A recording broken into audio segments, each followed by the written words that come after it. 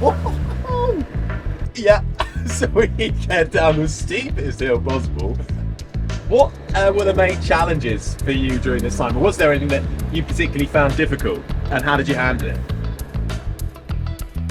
Hello and welcome back to Find Your Force. Now you might be expecting somebody a little bit different, but I'm Harry Benjamin and you're stuck with me for the time being, I'm afraid. But I've come here to do something a little different. I've come to an airfield in Oxfordshire with the RAF and we're going to be talking all about driving with Aaron here, who's going to drive me around in this Land Rover Defender around this off-road course.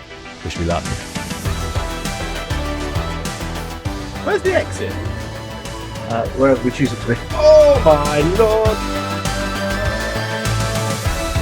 Okay, Aaron, we've just kicked off on this off-road course, and already there is a steep descent that we're about to head down. Switching down to what we do. First gear. So first gear and load ratio.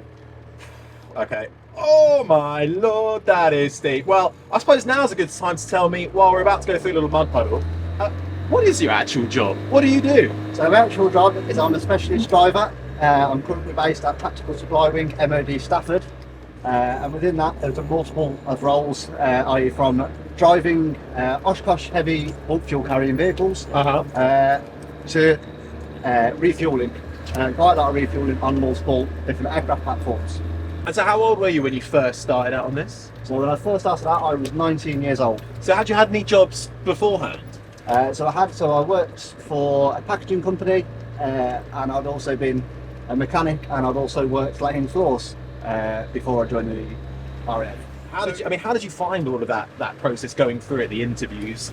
Was it fairly not easy, but was it fairly understandable from your side? So the information available to you is really good. They sort of teach everything that you need to know, which is really good. Quick change of gear, up a steep hill. So they sort of teach you and tell you everything you need to know, and they make sure that all the information that you need is available to you to sort of get hold of, and you can research and just sort of make sure that you know what you're getting into before you actually set off and begin your journey into the Royal Air Force. Yeah, so we get down the steepest hill possible. What were the main challenges for you during this time? Or was there anything that you particularly found difficult, and how did you handle it? So for me, I think the first challenges was obviously it's a big step being away from home. Yeah. Having almost your identity taken from you to be sort of be as one with everyone else that you join up with. Obviously you're sort of taught that you are all equal. No one is better than anyone else at that point, because you're all just starting off at the basis of your career. The fitness schedule, that was quite new to me. Obviously having to achieve and maintain a high level of fitness, something that I've never really done before. Can I just say how impressive it is that you're answering these questions in the utmost serious tone while navigating this course? Now that is skill right there. Now what's the progression for your role?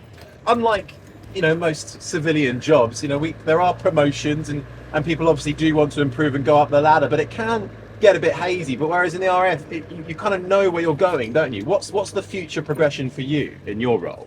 So the future progression for me in my role will be from a promotion to corporal up to a sergeant. From there I'll be mainly involved in a lot of the policies, and again overseeing the training that takes place to ensure that people are properly prepared and suitably trained to sort of deal with any eventuality they might find themselves in. You mentioned terms like corporals. What is the ranking system like in the RAF at the moment? If you talk about how it works, can you sort of name all of them for me? Okay, so when you first join up, you'll be a recruit, so you'll be an air specialist. From there, you'll complete your basic training. You may want to complete your specialist training, so training in the area in which you're sort of going to be working in. So for myself, it was obviously in the vehicles and logistics. So I went to a place called DST Lecklenfield, Defence Driver Training School, where I obtained my C licence, C+E, and my D licence. From there, you'll complete all your specialist tests to ensure that you're competent and suitably trained to sort of conduct the role that you've chosen to go into. And from there, you'll become an AS1. From there, should you be successful on promotion to corporal, And that's what you're. That's which is what I am now. Yeah. You will undertake a defence trainer course that will give you the foundation knowledge to become an instructor, for example, and then you'll undertake instructional qualifications on the vehicle platforms that you are required to teach. There's a lot of different roles that you can go into as a corporal, be it as an instructor, be it as personnel management, so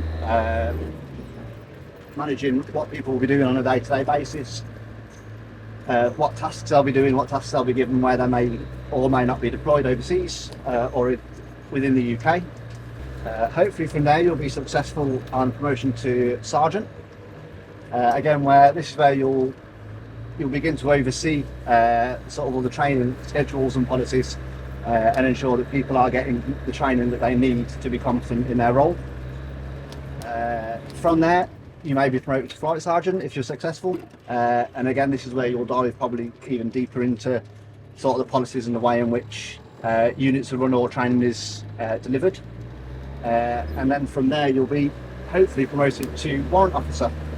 And as a warrant officer, you may be the MT warrant officer, for example, and you should have sort of always on an overall control of sort of what your unit is doing, how training is being delivered, and how tasks and routine details are being delivered and conducted, and just overall ensuring that everything's kept to a high standard and that people are sort of where they need to be and doing what they need to be doing. Thank you so much for telling me a bit about your job whilst we are navigating this. How you're able to do both is one of the biggest skills you might well learn when you join the RAF. That's it for this episode of Find Your Force. We'll see you for the next one. Whoa. Have you done this before? This is the first time you've taken this training. Yes, I've never been in before today.